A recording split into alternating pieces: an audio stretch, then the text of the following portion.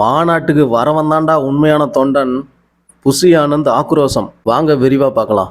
நடிகர் விஜய் தொடங்கியுள்ள தமிழக வெற்றி கழக கட்சியின் முதல் மாநாடு அக்டோபர் 27ஆம் தேதி விக்கிரவாண்டியில் நடைபெறுவதையொட்டி தஞ்சை நான்சி மகால் திருமண மண்டபத்தில் முதல் மாநில மாநாட்டிற்கான அழைப்புதல் வழங்கும் நிகழ்வு நடைபெற்றிருக்குது.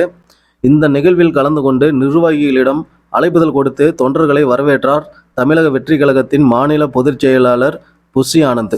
அப்போது பேசிய அவர், முதல்ல குடும்பத்தை பார்க்க வேண்டும், பிறகு தொழிலை பார்க்க வேண்டும், அதில் வரும் வருமானத்தில் இருந்து 1%, 2% சேவை செய்ய வேண்டும், எக்காரணம் கொண்டும் கடன் வாங்கி செலவு செய்யக்கூடாது அப்படின்னு சொல்லுற தலைவன் தான் எங்கள் தளபதி அப்படின்னு சொல்லிக்கிறேன் அப்படின்னு சொல்லியிருக்காரு.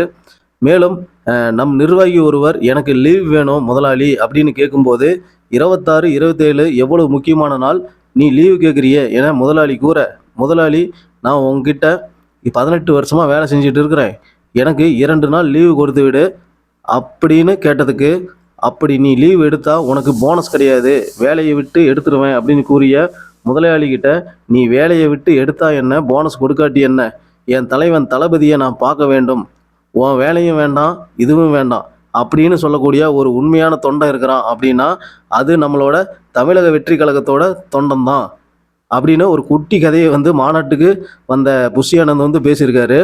பிறகு தமிழக வெற்றி கழகத்தின் முதல் மாநாட்டிற்காக திருவாரூர் மாவட்ட தமிழக வெற்றி கழகம் சார்பில் யூபி மகாலில் கழக பொதுச் செயலாளர் புசி ஆனந்த் மாவட்ட நிர்வாகிகள் தொண்டர்கள் ஒவ்வொருவரையும் பாராட்டி மாநாட்டில் கலந்து கொள்ளும்படி நேரடியாக அழைப்பு விடுத்தார்.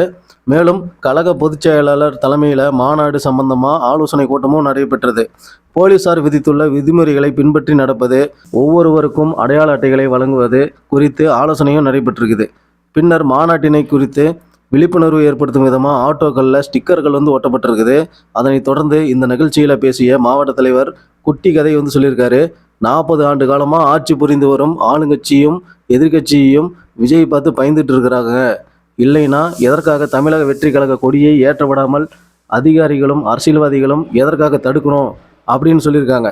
இதற்கான முடிவு 2026 சட்டமன்ற தேர்தலில் தமிழக வெற்றி கழகம் ஆட்சி அமைக்கும், விஜய் சிஎம் ஆவது உறுதி அப்படின்னு சொல்லி கூறியிருக்காரு. அவரை நாங்கள் அமர வைப்போம் அப்படின்னு பேசியிருக்காரு. இந்த கூட்டத்தில் திருவாரூர் மாவட்ட நிர்வாகிகள் கலந்துருக்காங்க. பின்னர் கூட்டத்தில் கலந்து கொண்ட பொதுமக்களுக்கு நலத்திட்ட உதவிகள் வழங்கப்பட்டதை தொடர்ந்து அனைவருக்கும் மதிய உணவு பிரியாணியும் வழங்கப்பட்டிருக்குது. அது மட்டும் இல்லாமல் இந்த தமிழக வெற்றி கழக மாநாட்டுக்கு எந்த தொண்டன் வரானோ அவன் தான் கழகத்தின் உண்மையான தொண்டன், வராதவன்லாம் தொண்டனே கிடையாது அப்படின்னு ஆக்ரோஷமாக பேசியிருக்காரு.